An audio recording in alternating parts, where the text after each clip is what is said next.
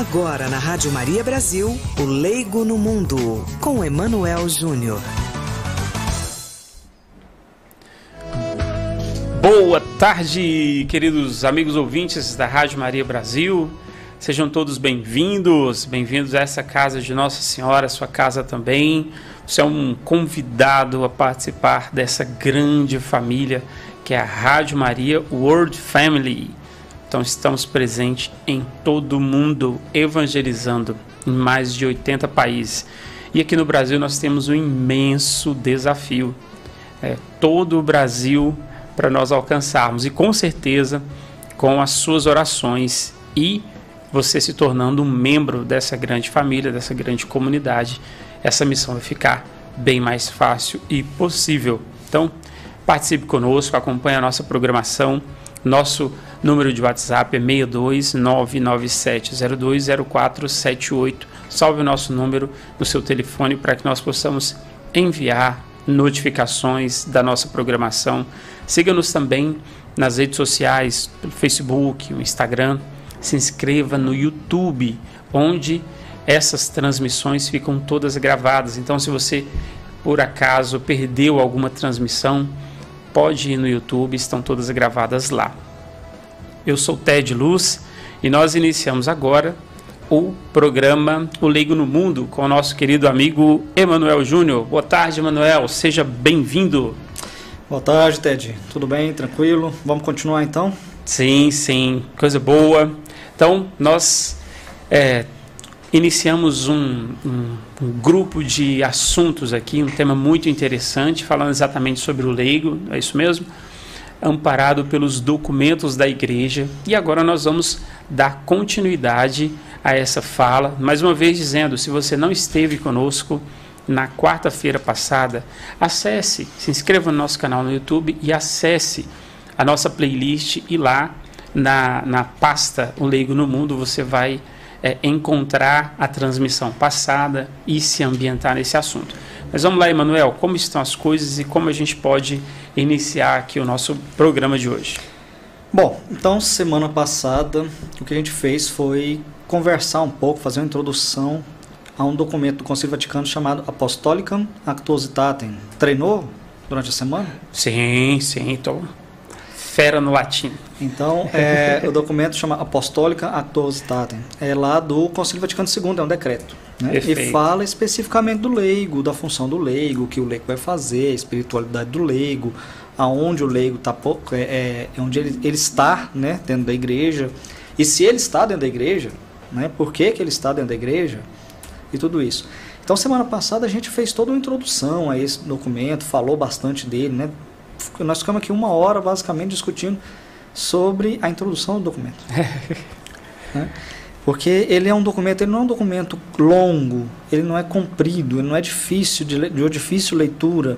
Mas é profundo, né? Mas é profundo. Uhum.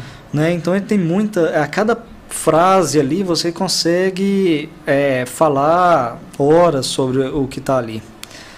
Bom, então a ideia hoje, Ted, é a gente poder só dar uma visão geral. Já que a gente fez a introdução semana passada, hoje a gente vai dar uma visão geral do documento, o que ele fala como um todo. Sim. Depois, na quarta-feira que vem, na outra, né, estamos programados aí para fazer 4 programas. Então, nos outros 2, sim, a gente vai entrar dentro desses capítulos, falar um pouco desses capítulos, pelo menos o que é mais interessante, né? Não dá para falar especificamente, entrar, fazer um curso sobre o documento. Mas dá para a gente poder dar uma visão muito boa sobre ele. Maravilha. Então o que acontece? O documento ele é dividido em 6 capítulos. Né? Ele tem 6 capítulos. E dentro desses 6 capítulos ele vai aprofundando cada vez mais até chegar no limite, ali no 6º capítulo, onde ele vai dar uma visão bem profunda do que é o leigo no mundo. Né? A ideia do documento é justamente o nome do programa aqui, né? O Leigo no Mundo. Como é o apostolado do leigo no mundo, né? Como ele faz isso. Então o primeiro capítulo, o primeiro deles, ele é chamado A Vocação dos Leigos ao Apostolado. Semana passada a gente chegou a falar um pouquinho sobre essa questão do apostolado, essa palavra apostolado ligado ao leigo. Isso nunca, não é que nunca aconteceu, mas isso não vinha acontecendo há séculos na igreja. Toda vez que se falava de apostolado, se falava de apostolado ligado a clérigos, né? Ligado ao padre, ligado ao diácono, ligado ao bispo, mas nunca ligado ao leigo, né? Até então, o leigo era aquela pessoa que ficava ali que ia ali ao domingo à igreja, né? Sustentava financeiramente a igreja também quando precisava, doava ali quando precisava e tudo mais. Mas não tinha realmente um apostolado. O que o leigo fazia, na verdade? Tanto que essa visão foi se aprofundando de uma forma que isso foi se tornando complicado dentro da igreja, porque a maioria dos membros da igreja são leigos. A maioria não é clérigo. A maioria são leigos. E sendo nós a maioria, o que nós fazemos? Para que nós servimos? Nós somos cristãos de segunda classe? Nós não somos, não é que nós somos cristãos de segunda classe. Existe toda uma hierarquia, óbvio. Mas não é essa a ideia. Mas é isso que, com o passar dos anos, com o passar do tempo, foi ficando na mente das pessoas, foi ficando na mente do leigo, foi ficando até na mente do clérigo que estudava isso e tudo mais, mas não, né? Na prática a coisa não funcionava bem. Então vem esse documento e o primeiro capítulo dele já vem com essa história, a vocação dos leigos ao apostolado, né? Então ele numa das subdivisões dele, ele vem falar da participação dos leigos na missão da igreja. E qual que é a missão da igreja? Às vezes a gente está dentro da igreja e não sabe exatamente o que está fazendo lá ou para que serve a igreja. Traduzindo, oncotô para oncovô. Então, para que serve a igreja? A igreja era só um lugar para poder todo mundo se encontrar socialmente, ter amigos e se satisfazer espiritualmente lá e depois ir para casa. É isso a igreja? Como o padre André diz, um clube? Pois é, não é, né? Não é. Então a igreja tem uma função específica.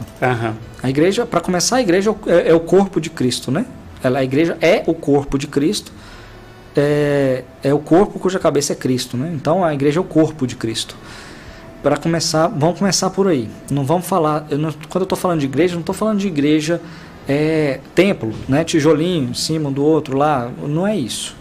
Eu estou falando da igreja, a igreja instituição criada por Deus, a instituição deixada por Cristo, né? Então a igreja ela tem uma função, e a função da igreja é relativamente simples de explicar, de fazer nem tanto, mas de explicar é simples: salvar almas. Então a função da igreja é salvar almas. Tudo o que está no meio é meio. Tudo que está entre você ser batizado e a salvação é meio, é caminho, certo? Então tudo que se faz na igreja é caminho, é meio para se chegar à salvação. É o que a gente precisa pensar na hora de decidir qualquer coisa dentro da igreja, seja você como padre, se estiver ouvindo, seja você como leigo, mas qualquer coisa que for fazer, eu vou fazer a parte social, doação de cestas, né? Tinha um pároco numa paróquia que eu participava, que ele falava muito isso. Assim, olha, que bom que a igreja faz a parte social, mas se a parte social está atrapalhando a salvação das almas, não se faça a parte social. Porque não é função da igreja fazer isso, mas é meio. É meio para quê? Para a salvação. Para a salvação de quem? Tanto de quem está doando, quanto de quem está recebendo. Né? Então, a função da igreja, a missão da igreja é a salvação das almas. E que esse capítulo vem falar sobre a participação do leigo justamente nessa missão. Como nós podemos trabalhar, como nós podemos agir para essa missão ser cumprida, de salvar almas. Então nós vamos falar, e depois nós vamos falar, no outro programa nós vamos aprofundar nisso, né? Não vamos entrar agora, só estou dando uma visão geral de como é a coisa. Também, nesse capítulo aqui vai ser falado sobre os fundamentos do apostolado dos leigos, né? Aqui dá para a gente até entrar um pouquinho mais, porque todos nós que somos batizados, nós estamos ligados a Cristo por esse batismo. Todos nós, sem exceção. Esse batismo, ele nos torna sacerdotes. Né? O sacerdócio comum, o sacerdócio real, o sacerdócio comum. Não é aquele sacerdócio ministerial do padre. Nós estamos falando aqui do sacerdócio comum. Todos os batizados são sacerdotes, sacerdócio comum. E o apostolado, ele vai... Como que a gente vai exercitar esse apostolado como leigos? A gente vai exercitar esse apostolado na fé, na esperança e na caridade. Aqui vem outra questão de entendimento. Caridade. Caridade é por causa da forma como a nossa língua aqui portuguesa se desenvolveu. Caridade acabou virando sinônimo de dar coisas, né? De doar coisas, de entregar coisas para os outros. Caridade não é isso. A caridade vem lá de trás, a palavra vem lá de trás, uma palavra latina, caritatis. E caritatis é amor. Então a caridade, mesmo essa caridade de dar coisas, ela precisa vir ligada a esse amor. Então é disso daí que está falando, né? Quando é falado lá em Coríntios 13, que fala o amor, Coríntios fala do 13. amor. Então, ali em algumas traduções não vai aparecer amor, vai aparecer caridade.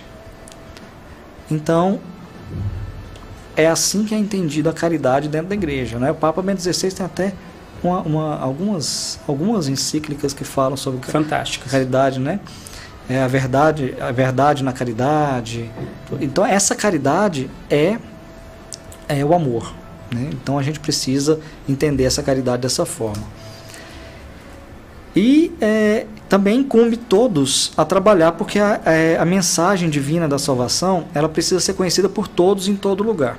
Como nós falamos lá no programa passado, existem lugares e situações em que o clérigo não vai encaixar, não vai caber, não é assim?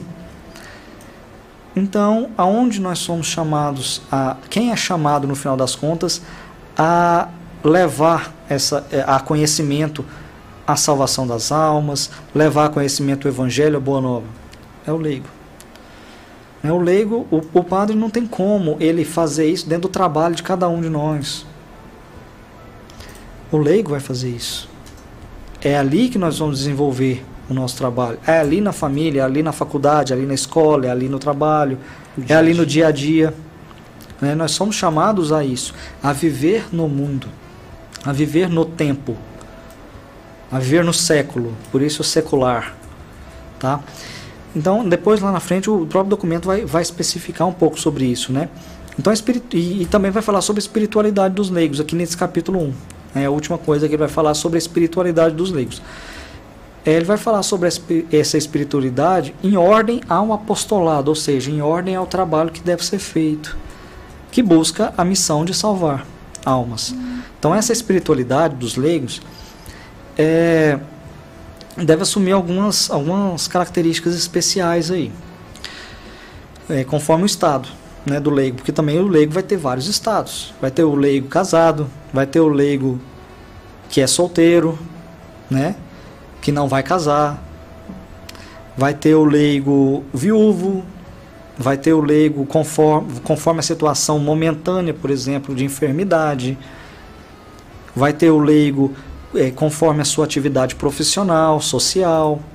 Então, tudo isso a gente precisa entender a amplitude disso para poder encaixar a sua forma de ação para chegar ao fim, que é a missão da igreja. Nós precisamos fazer parte, nós somos parte do mesmo corpo. Sendo parte do mesmo corpo, não dá para fazer uma coisa diferente do que o corpo quer fazer. O que o corpo quer fazer é salvar almas. Então nós estamos dispostos a isso.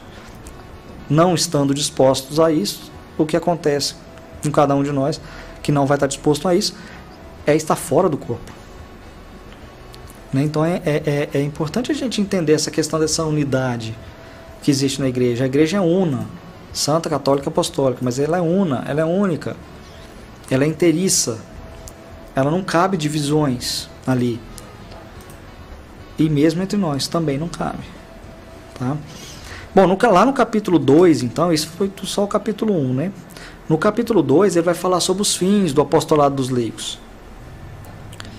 Então, ele está ordenado a quê? Quais são os fins? Então, o apostolado dos leigos, né, vai servir para a evangelização e santificação do mundo, como a gente acabou de falar. Né? Ele vai evangelizar o mundo para levá-lo à santificação. E também vai falar aqui nesse capítulo um negócio interessante, que aí, esse daqui já dá uma discussão maior, né, que é mais polêmico, que é a instauração cristã da ordem temporal. O que é a instauração cristã da ordem temporal? Eu ia fazer essa pergunta agora. É trazer o cristianismo para o tempo. É trazer o cristianismo para... E aí é a hora de envolver política, é a hora de envolver ordem social, é a hora de envolver educação, e todos esses temas que a gente fica, medicina e tudo mais, todos esses temas que nós ficamos discutindo aqui, volta e meia a gente está entrando nesses temas aqui com convidados ou não. Né? A função do leigo é chegar lá e instaurar uma ordem cristã no mundo. Então, o advogado precisa cristianizar o meio em que ele está jurídico. O médico precisa cristianizar o meio né, da saúde. O enfermeiro a mesma coisa. O fisioterapeuta. Sabe, o político ele precisa fazer isso. Ele precisa cristianizar o meio em que está. Ele precisa fazer tudo para que não só o meio em que ele está seja cristianizado, mas tudo que envolve aquilo ali, tudo que está ao alcance dele. Então, se você tem um jurista, né, um advogado, um juiz, um promotor, o que seja, que ele é católico, mas que ele age não conforme a doutrina católica, não conforme o catolicismo, não conforme os valores da igreja, mas conforme os valores do mundo, vamos colocar assim, né, os valores do mundo, os valores do tempo, então ele não está cristianizando o tempo que ele está. Ele está fazendo o contrário, ele está destruindo a cristianização do tempo. Né? Então ele vem falar muito disso aqui, nessa parte. A vontade de Deus para o mundo é que os homens edifiquem, né? Construam a ordem temporal e aperfeiçoem constantemente, mas que faça isso com boa harmonia. Essa é outra questão interessante, porque é preciso fazer isso com boa harmonia. Não é fazer isso de qualquer jeito, muito menos impondo. A igreja nunca pediu para que se impusesse nada. Ela sempre pediu para que as pessoas compreendessem, entendessem, para que a partir desse entendimento gerasse a vontade de fazer as coisas. Então não é obrigatório. Você não pode obrigar as pessoas a serem cristãs. Mas você pode mostrar, você pode argumentar, você pode mostrar com a vida o cristianismo, o seu catolicismo, os seus valores. Então, a partir do momento em que a coisa toda fica de forma impositiva, você vê alguns grupos querendo impor, né? Às vezes, até o que ele quer, o fim, é bom, mas o meio é ruim. E os fins não justificam os meios, né, filósofo? Exatamente. Os fins não justificam os meios. Que Deus perdoe o Maquiavel. Não estou muito querendo pedir perdão para ele, não. Preocupado com a opinião do Maquiavel, não? Não, mas a gente a gente precisa pensar no meio. Não adianta você buscar um fim maravilhoso se você faz de qualquer jeito, usa qualquer meio, principalmente um meio ruim, né? Então você vai conseguir a salvação das almas. A que preço? Como? Você vai perder quantas outras no meio do caminho para poder conseguir aquela salvação das almas? Então isso tudo precisa ser avaliado, porque o meio precisa ser bom. E avaliar isso nessa questão da ordem temporal é complexo, não é fácil. Porque você se dá com dilemas o tempo todo. Né? Você se dá com dilemas o tempo a todos os momentos que você está trabalhando, que você está agindo, você se dá com esses dilemas. Como é que você vai fazer? Eu vou por esse caminho ou por esse caminho? São encruzilhadas o tempo todo. E precisa decidir o que é melhor, precisa decidir o que vai ser bem feito, e não o que vai ser, vai atingir mais rápido o objetivo, ou que vai atingir o objetivo que você acha melhor, independente do que está no caminho. Não adianta você sair atropelando tudo para poder chegar ao final, né? A coisa precisa ter ordem. Bom, então, assim, todas as coisas da ordem temporal, todas elas, a gente pode citar aqui, ficar o dia inteiro citando as coisas da ordem temporal, né? Os bens, a cultura, a arte, a economia, as profissões, as instituições políticas, as instituições sociais, as profissões, o que mais? As relações nacionais, internacionais, tudo. Tudo isso é meio para um fim último, para o fim último do homem, que a gente acabou de falar qual é o fim último do homem, né? Então, só que essas coisas, elas possuem sim um valor próprio. Cada uma dessas coisas possui seu valor próprio. Só que a gente precisa pensar que essas coisas possuem valor próprio, mas elas vêm de Deus. Elas vêm de Deus e precisam voltar para Deus. Então, tudo que existe vem de Deus. E tudo que é feito com o que nos foi dado também precisa voltar para Deus. Precisa ser feito por Ele, para Ele. Né? Como é falado na missa, por Cristo, com Cristo e em Cristo. Tudo. Então, todas as atitudes dentro do seu meio, dentro do meio que você está vivendo, o meio social, os seus amigos, tudo isso que a gente sempre fala, né? Escola, nas profissões, na família, todas as atitudes, elas precisam ser lembradas que aquilo ali só existe porque Deus permitiu que elas existissem, colocou na sua frente para que você use o seu livre-arbítrio da melhor forma possível e devolva para Deus ainda melhor. A gente tem parábola sobre isso, Jesus falou sobre isso. Não é que a gente precisa, onde é entregue para os servos lá os talentos e tem que devolver os talentos. Você não vai devolver os talentos. Você não vai devolver os seus talentos, você não vai esconder debaixo da terra. Perfeito. Não é? Você não vai esconder, você precisa usar, você precisa fazer isso crescer. Por que você precisa fazer isso crescer? Porque você mesmo vai crescer com esses talentos crescendo. Sim. Né? E termina esse capítulo 2 também falando da ação caritativa como um distintivo do apostolado leigo. Né? Caritativo no sentido de amor, que a gente falou lá atrás. Uhum. Vamos para o capítulo 3, que vai ser o mais interessante, ao meu ver. Que são os vários campos de apostolado. Né? Nós vamos falar sobre quais são os campos de apostolado. A igreja. A gente fala, volta e meia, a gente fala aqui, né? O leigo ele precisa compreender que na igreja ele age de forma delegada e tudo mais, mas ele age. Ele precisa agir. Né? Ele precisa agir desde conduzir as pessoas que estão longe para dentro da igreja,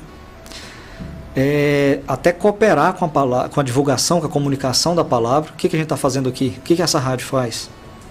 Não é cooperar com a comunicação da palavra, né? Também com a atividade catequética. E também outra coisa que é importante, que às vezes os leigos não sabem nem que eles podem fazer isso e devem, é auxiliar na administração dos bens da igreja. Né? O padre não dá conta de tudo. O padre não dá conta de ser administrador, contador, advogado. Não dá. Né? É mestre de obra. Ele precisa dos conselhos, ele precisa dos leigos que entendem sobre isso ali próximo dele para poder fazer a coisa acontecer. Às vezes é difícil não ser, porque tipo, a gente que tem casa, já é pai de família, né? Não tem como nem você não, você acaba sendo não mexer, né? Não tem jeito. Você vê um trem fora do lugar lá, você quer mas às vezes, mas lá dentro de uma paróquia, por exemplo, se você se tudo isso ficar na mão só do padre, ele não consegue administrar sacramentos. E fazer aquilo que é só dele, que cabe a ele fazer. Né? Ele vai ficar só mexendo com parte contábil, com mestre de obra. O mestre de obra, então, aquilo ali meu Deus do céu. Buraco sem fundo. Né? O outro campo, a família. Na família não precisa nem falar, né? Que esse é um grande campo. Outro campo, os jovens, a juventude. Não só a juventude para ser trabalhada, mas também a juventude para trabalhar, né, dentro das possibilidades dela, porque a juventude sempre precisa de muita formação, mas ela também tem força, ela tem ânimo, ela tem esperança, ela tem vontade, energia, e isso é preciso ser usado em todos os campos. O apostolado social, que é feito muito bem em muitos lugares, né? E todo um apostolado, às vezes em ordem nacional, internacional, coisas grandes, né? Coisas grandes, coisas que a gente às vezes nem tem noção que acontecem e acontecem, né? Nem sempre essa dinâmica de a igreja estar presente em todos os lugares, a gente não para pensar nessas coisas, né? Como é que a gente consegue, como é que a igreja consegue estar em quase todos os países do mundo sem chocar tanto a legislação, os costumes, a cultura, e se manter nesses lugares? Há choque, é claro que há choque. Mas como que ela consegue lidar com isso? Às vezes, num país como o nosso, do Brasil, a gente tem dificuldade em lidar com o interesse de um Estado com outro Estado. Todo mundo é brasileiro, mas tem dificuldade de lidar com um Estado e outro Estado, os interesses. Imagina um mundo inteiro, um planeta inteiro. E tem católicos no planeta inteiro, e a igreja tem que lidar com isso no mundo inteiro. É função também dos leigos auxiliar nisso, né? O capítulo 4 vai falar sobre as várias formas do apostolado, né? Tanto o individual, cada um vai lá e faz o seu, quanto o associado, né? Que vai ter uma multiplicidade de formas aí no associado, né? Não vão ter as associações de leigos de todas as formas, nós vamos ter fraternidades, nós vamos ter confrarias, nós vamos ter tudo quanto é coisa, né? Então são as várias formas de apostolado. No capítulo 5 vai falar sobre a ordem a guardar no apostolado, né? Então vai falar sobre as relações com a hierarquia, então os leigos com os clérigos, como é que é essa relação da hierarquia, quem faz o que e aonde, quem tem função de fazer o que e aonde, para um não entrar no outro. Sobre isso aqui tem muita confusão hoje, de todos os lados, né? A ajuda que deve prestar o clero ao apostolado dos leigos, qual é essa ajuda, né, que os clérigos devem prestar ao apostolado leigo, como que isso vai funcionar, de que jeito, aonde e como, né? A mútua cooperação, né?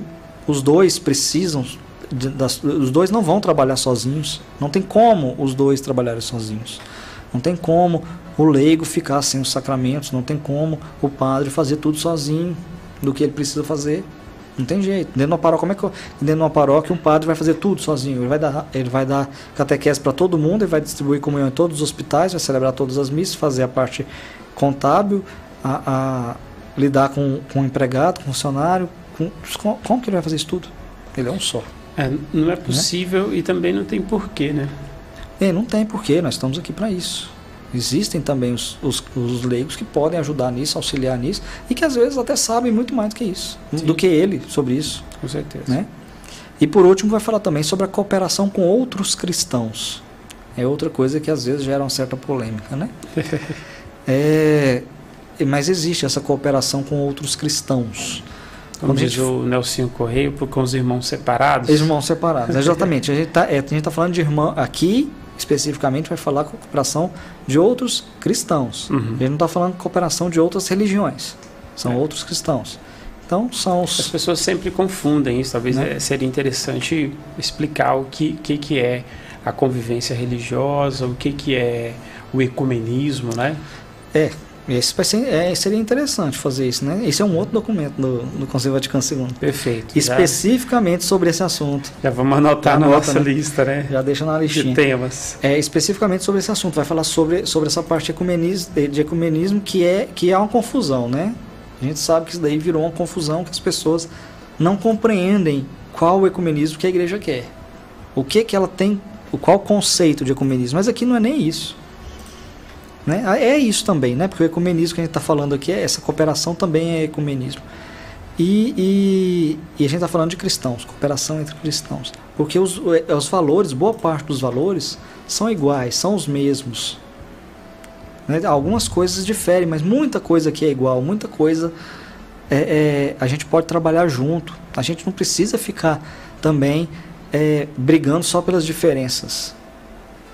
No que é igual, vamos lutar junto para poder cristianizar o mundo. Depois a gente vai vendo as pequenas diferenças. É mais ou menos essa a ideia. E lá no capítulo 6, finalmente, né, vai falar sobre a formação a formação para o apostolado. E aqui é uma parte que eu gosto bastante também, que é essa parte de formação, né?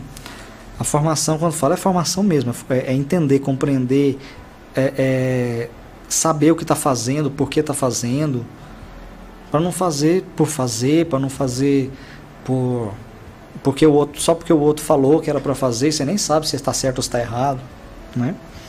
Então vai falar sobre a necessidade de formação, sobre princípios para a formação dos leigos, que precisa ter esses princípios, né? A quem pertence, qual que é quem que deve, né, fazer a formação dos leigos para o apostolado? Quem que deve fazer essa formação? Vem na cabeça da gente só os padres, né? Sempre vem só os padres, as funções. Parece que a gente quer jogar tudo para cima da cabeça deles, né? Esquece da nossa. Mas assim, os pais têm essa função de formar. Os primeiros que têm essa função de formar são os pais dentro de casa. Eu falava aqui com o padre Luiz Fernando, que a gente tem que falar também de documentos da igreja e tudo. Eu falei para ele que a imagem que me vinha na cabeça diante do que ele estava falando é que nós estamos num barco, né? E que nesse barco só tem tripulação, não tem quem está ali só a passeio, né? Então, o leigo, ele está aqui só passeando. Ele veio só para curtir o cruzeiro. Eu vi o programa ontem, gostei dessa analogia. Todo mundo é tripulante, todo mundo faz uma coisa. Você não está fazendo nada, dá para tirar um pouquinho de água do que está entrando e jogar fora. Tem gente que está no barco e está a passeio. E acha que está a passeio, né? Está lá e quer ser servido, quer achar tudo pronto, E não é assim, né? Nós, como você falou, todos nós fazemos parte, trabalhamos nesse barco. A gente não está lá a passeio para poder ser servido. Não, a gente está lá, antes de tudo, para servir. Eu vou dar um exemplo prático disso. Eu sou músico, né, já há muito tempo.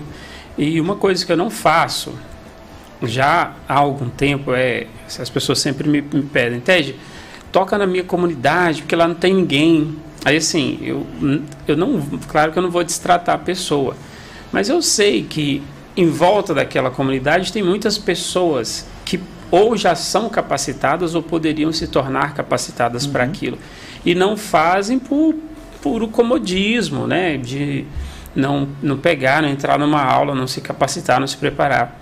Então, e a forma mesmo de eu servir estou inclusive lá na paróquia do Padre André, com um projeto lá de formar grupos de música. Então eu dou aula, toco na missa, e quem participa da minha aula já está entrando no grupo de música. Domingo que vem mesmo, tem gente que começou a aula domingo passado e já vai tocar na missa.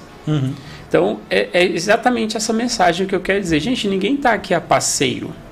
Você tem que fazer alguma coisa. Então pega lá o seu violão e vamos tocar na missa. Não faz sentido nenhum uma paróquia que abrange uma região aí que tem 10, 20, 30 mil pessoas, não tem um cara para tocar um violão na missa. Não é possível. Não faz sentido, sendo que cada casa sempre tem um cara ali que toca as modas, que canta com a família. Não faz sentido não ter gente para tocar. Então, é hora de arregaçar aqui as mangas mesmo e se vir, né? Não tem passageiro, é só tripulante. Exatamente. Então, assim, não depende só do padre fazer essa formação. A quem pertence fazer essa formação, em primeiro lugar, são os pais. Né? Lá atrás, lá na catequese, a catequese, eu estou falando de catequese familiar, dentro de casa. A criança tem que chegar lá na catequese, na igreja, sabendo rezar. Sabe? Sabendo o que é cada coisa, sabendo uma série de questões que não precisa esperar para ir para a catequese poder responder. Mas e aí, os pais tiveram essa formação aqui? Né? Para poder repassar? O buraco é mais complicado. Também as escolas católicas, né? As escolas católicas também têm essa função e precisam exercer essa função. Né? Elas não podem se eximir, fugir de exercer essa função a pretexto de, não, aqui nós temos também não católicos. Não, tem não católicos dentro da escola católica, é claro, está aberto para todo mundo fazer matrícula, mas quem faz a matrícula lá sabe que não é uma escola católica. Né? Então o documento aqui deixa muito claro essa função também de formar o leigo por parte das escolas católicas. Também os grupos de associações de leigos, né, que a gente fala bastante de associações de leigos aqui, também tem essa função. Então, a função funciona para várias pessoas. E termina o documento falando sobre meios de formação, né, como fazer essa formação, os meios, os caminhos que a gente tem que seguir para fazer essa formação. É o que a gente vai falar nas duas próximas... A gente vai tentar dividir as 6 aí, 3 e 3, né? Vamos tentar fazer 3 e 3, para nos próximos 2 programas a gente poder fechar o documento inteiro. Nossa, mas maravilha. Ele é um documento, então, que ele envolve tudo o que é preciso. A partir dele foram feitos outros documentos, né? Ele envolve tudo que o leigo precisa realmente compreender para poder chegar a ter uma participação ativa e fazer o que lhe cabe fazer. Maravilha. Manuel, então vamos fazer aquele nosso esquema, então, de tentar elencar aqui as principais ideias de forma resumida, né? Poucas também, né? Umas 3 ideias aí, do que seria esses números aí que a gente leu. Lembro que no programa passado a gente conseguiu fazer um resumo bem legal, assim, bem específico, em poucas palavras, né? Eu acho que assim fica bem claro, fica bem efetivo também, para que o nosso ouvinte, né, o irmão, possa assimilar isso, né, com poucas palavras mesmo, mas direto ao ponto. O que a gente poderia resumir aí dessa fala de hoje? Bom, resumir a fala de hoje seria resumir o que é o documento em si, né? E basicamente, para resumir o documento em si, a gente não precisa nem de 3 pontos. A gente precisa de um só, que é o que foi falado no iniciozinho, que é o que é falado no iniciozinho do documento. O leigo existe para fazer o seu apostolado, e o seu apostolado é trabalhar em prol da missão da igreja. Qual é a missão da igreja? Salvar almas. Acho que se isso estiver claro na cabeça das pessoas, isso faz uma grande diferença no dia a dia, né? Porque a gente percebe, por exemplo, de forma bem prática e objetiva, né? Você acorda, aí você já tem o trato ali com a sua família imediata, aqueles que estão na sua casa. Aí você pega o carro, vai de ônibus, você encontra pessoas no trânsito, você encontra pessoas no ônibus. Então, é o jeito que você dirige. A gente está falando aqui de uma forma bem prática mesmo. São de coisas muito práticas, muito do dia a dia. A forma que você dirige, você nós, né? Eu sou um cristão, aí a forma que eu estou dirigindo, que eu me relaciono com as pessoas, aquele cara que te dá uma fechada ali, que a gente tem vontade de, né, de orar por ele. Então eu acho que é isso, né? Eu acredito, pelo menos, que essa é a diferença. Quando eu, como leigo, sei que eu tenho a missão apostólica de contribuir com a salvação das almas, contribuir com a igreja na salvação das almas, aí a minha postura vira outra. Na hora de eu ir pro cara do trânsito, assim, cara, é uma pessoa que precisa da salvação, então aí de fato eu vou... A gente tem, às vezes, é aquela história de sempre, né? A gente fica dissociando, separando a nossa vida de cada dia, de cada coisa que você faz no seu dia a dia, com os seus valores católicos. Maravilha. Não é separado. Não pode separar. Né? Você não veste uma máscara de professor e vai dar aula, depois você veste uma máscara de sei lá, qualquer coisa lá e vai comprar coisa no supermercado, depois você veste uma máscara de pai de família e vai para casa, depois você veste uma máscara de católico e vai para a missa. Não é assim, né? Todos nós somos uma pessoa íntegra, né? De forma integral é uma pessoa só. Não dá pra gente cada um ter em cada lugar você ser uma pessoa diferente. Você é um católico em todos os lugares. Você não deixa os seus valores, a religião, as suas crenças em casa e vai para a rua. Né? Tem gente que prega isso. Eu acredito, até você falando aí, me veio uma imagem aqui agora, atualíssima agora, que aconteceu esse download aqui, viu, gente? eu acredito que essa seja a grande diferença dos santos canonizados para nós, pessoas comuns do dia a dia, porque a gente faz essa dissociação. Olha só, essa imagem me ocorreu agora, nunca tinha pensado dessa forma. Como eu apresento aqui o santo do dia, eu tenho lido muito a vida dos santos, então eu já me considero com certa autoridade para falar isso. O que difere uma pessoa, um santo dos altares canonizado, para uma pessoa como nós, comum, é porque a gente faz essa dissociação. Porque o santo é assim, o cara chega... Agora mesmo ali a gente estava fazendo preparando a imagem de uma santa, que a gente vai falar daqui uns dias. É forte, cara. Ela foi... cortaram aqui os seios dela. É forte, são imagens fortes. Eu até falava para o Gustavo ali, não põe essa imagem não, que ela é muito forte. Né? Então, ou seja, ela tinha fé... E o cara chega e fala, e aí, você vai negar a sua fé? Não, pode cortar. É muito forte isso, né? É entender qual que é o fim. Qual que é o propósito? O propósito da vida é qual? É aqueles todos que eu falei lá atrás, são os bens, essas coisas todas. Existe uma confusão enorme, porque é o seguinte, ou as pessoas são 8 ou 80, né? Quando você fala assim, o fim... O objetivo, né, a finalidade da sua vida não pode ser os seus bens, não pode ser os seus diplomas, o seu carro, essas coisas. A gente vai morrer, Pet. Vai ficar tudo. Aí a sua fotografia vai ficar lá, alguns anos lá, talvez, ali, ali na estante, né? Alguém vai guardar lá os seus diplomas num baú. Em um certo momento, alguém vai pegar aquilo e jogar tudo fora. Eu vou. Em algum momento alguém vai jogar aquilo fora. Então não vai ficar aquilo tudo que você dava tanta importância já foi pro lixo, sabe?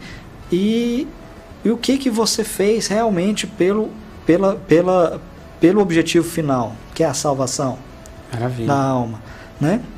Só que você também falar isso, entender isso, não significa que você tem que desprezar todos os bens materiais. A gente precisa dos bens materiais para viver aqui. Sim. A gente necessita disso. E a gente precisa dos bens materiais, inclusive, para poder fazer o bem. Verdade. Não é? Porque se você... Existem muitos, você está falando de santos aí, existem muitos e muitos santos que tinham muito dinheiro, muito poder. Sim. E eles são santos justamente porque eles tinham todo esse dinheiro, todo esse poder e usavam todo esse dinheiro e todo esse poder para... a salvação das almas. Maravilha. Né? Verdade. E é para isso que a gente tem as coisas. Sabe? Às vezes você pode se perguntar assim, Ted, por quê? Acho que até a gente saiu um pouquinho, mas não tem problema. Você pode se perguntar assim, por que o santo tal tinha tanto dinheiro e o outro santo não tinha nada? Por que o fulano de tal tem tanto dinheiro, eu não tenho, não consigo e tudo mais? Por que eu nasci nesse tempo e não no tempo de Jesus? Por que eu nasci pobre e não nasci rico? Por que eu nasci no Brasil e não nasci lá na Arábia Saudita? Por quê? Né? Deus tem um plano para cada um. Se Deus tem um plano para cada um, Ele te coloca no tempo, no lugar, da forma em que você vai facilitar a sua salvação. Porque sozinho também a gente não dá conta. Sozinho a gente não dá conta de nada. Então, se você nasceu no Brasil nesse século agora, nesse momento, é porque aqui e agora é o melhor momento para a sua salvação. Se você tivesse, fala assim, mas eu podia ter nascido lá naquela época, podia ter nascido lá naquela época de Jesus, que eu ia fazer isso, será que você não ia ser um dos soldados que ia estar lá chicoteando? Né? E aí você não seria salvo? Então não é melhor você ser o que você está aqui agora? Mas eu não... por que uma pessoa... Um é mendigo e o outro... Será que você suportaria ser um mendigo? E mesmo assim se salvar? Judas? Se você hoje tivesse nascido numa situação em que você precisasse mendigar na rua, será que você ia se salvar nessa situação? Será que você suportaria? Isso coloca o mendigo em uma situação muito melhor que você, não? Porque ele é capaz de uma coisa que você não é. Então, assim, essas reflexões, essas coisas, a gente precisa compreender e colocar nessa vida nossa, né? Na nossa vida de leigo. O que você está fazendo com a sua vida como leigo? você é um leigo com a profissão tal. Dentro da minha profissão eu posso fazer como? Eu posso fazer o quê? Para salvação das almas, a minha e a dos outros. O que eu posso fazer? Eu tenho tantos irmãos, eu posso trabalhar isso dentro da minha família, como leigo que sou? É claro que deve, né? Então tudo isso é preciso pensar, é preciso parar para poder raciocinar. Por que você está no mundo? Para quê? Você existe aqui para quê? Só para poder cumprir aquela sua agenda semanal e depois repetir tudo a partir da segunda-feira? Pagar boleto? Que vida que é essa, né? A gente não consegue olhar um pouquinho para frente, não consegue olhar que existe algo além disso. Mesmo o muito religioso, às vezes as pessoas são muito religiosas e não conseguem olhar. Essa pandemia, Ted, eu acho que ela mostrou algumas coisas para a gente nesse sentido, né? Muita gente achava que nunca ia morrer. E aí o que aconteceu? A possibilidade da morte chegou muito perto. Pareceu, né? E aí veio o desespero. Sabe? E eu não estou falando só de pessoas que não têm religião, não. Estou falando de pessoas que têm religião. Sim. Não, eles não visualizavam lá na frente, entendia, compreendia, aceitava, mas não visualizava para si a salvação lá na frente. E agora? Nossa, eu morro, né? É possível, né, eu morrer. E agora? O que eu vou fazer? E aí desespera. E é justamente o que não pode acontecer. A gente precisa ter a esperança. A esperança não pode morrer. Maravilha. Maravilha. Eu acho que ficou muito bem resumido, muito bem colocado, que o ponto mais importante, então, é que nós abracemos essa missão apostólica enquanto leigos, né? Nós também somos apóstolos leigos, né? Aí nessa grande missão da igreja de salvar as almas, né? Missão dada aí pelo nosso Senhor. Então é isso aí, queridos irmãos, nosso muito obrigado a todos que participam conosco. Algumas pessoas participam pelo nosso aplicativo, então se você ainda não tem o nosso aplicativo, eu te convido, baixe aí no seu celular. Se você tem um Android, vai lá no Play Store, procura Rádio Maria, vai aparecer o íconezinho de Rádio Maria World Family, clica nesse ícone, escolhe o nosso continente América e em seguida a rádio do Brasil. Temos rádios aí por todo o mundo, então vão ter lá praticamente todos os países da América do Sul. Então você escolhe aí a Rádio Maria do Brasil e comece a acompanhar a nossa programação diuturnamente e especialmente nesses momentos de transmissão. Você pode acessar também as redes sociais, Instagram, Facebook e no YouTube. Tudo isso fica gravado, você pode acessar os programas anteriores. Compartilhe também com quem ainda não está ouvindo, não conhece a Rádio Maria. Faça os programas, quem precisa ouvir, quem tem dúvidas, quem está aí na catequese ou nas dificuldades da lida paroquial, você pode compartilhar. Então nós agradecemos a Célia Leão, a Adrian Gonçalves, o Roger Sato, o Francisco Aguiar, a Rose do Bem, Marilene Celestino, Vanderly Nascimento, Érica Cunha e todas as pessoas que nos acompanham aí, que nós não citamos, mas que estão conosco aí no dia a dia. Muito obrigado a vocês pela presença. Mais uma vez, obrigado, viu, Emanuel, pela sua presença e companhia de sempre. Obrigado a vocês. Sempre bom estar aqui, né? Toda quarta. Maravilha. E agradecemos também ao Emanuel por esse ministério apostólico leigo dele, né? Que é um grande conhecedor de direito canônico. Sigam o Emanuel também, ele tem um perfil, Emanuel Júnior. É isso? Pode ser, se colocar Emanuel lá já vai aparecer. Então ele é um especialista em direito canônico. Você que tem alguma dúvida, siga o perfil dele, ele está sempre respondendo as dúvidas lá, abre sempre uma caixinha de perguntas lá, é recheado de conteúdo de altíssima qualidade. Então, e a partir dele também você pode vir aqui para a Rádio Maria todas as quartas-feiras às 16h30. Estamos aqui com um compromisso marcado. Te convido também, nessa próxima sexta-feira, iniciamos um programa super importante, super necessário, que é um programa de liturgia com o doutor Padre Joaquim Cavalcante, às 14 horas. Então, sexta-feira, às 14 horas, um novo programa sobre liturgia. Você é o nosso convidado. E, mais uma vez, agradecendo a você pela presença. Rádio, nós somos uma rádio, uma mesma rádio, uma só missão. Rádio Maria Brasil, uma voz católica em sua casa.